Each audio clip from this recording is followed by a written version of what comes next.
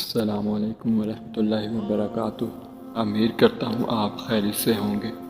دوستو، اسلامی diary channel میں آپ سب کو خوش آمدید کہتا ہوں۔ میری دعا ہے آپ سب خوش رہیں، آپ بھی ہمیں دعاؤں میں یاد رکھیں۔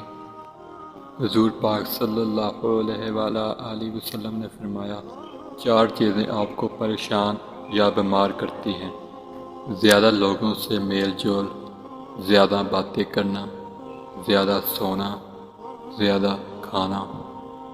4 چیزوں کی وجہ سے چہرے کی رونق ختم ہو جاتی ہے اور خوشیاں چلی جاتی ہیں۔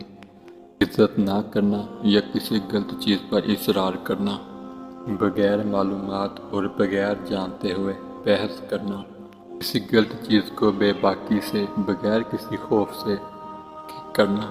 4 چیزوں سے چہرے کی رونق بڑھ جاتی ہے: پرہیزگاری، وفاداری، رحم دلی، کسی کے بغیر کہے مدد کرنا۔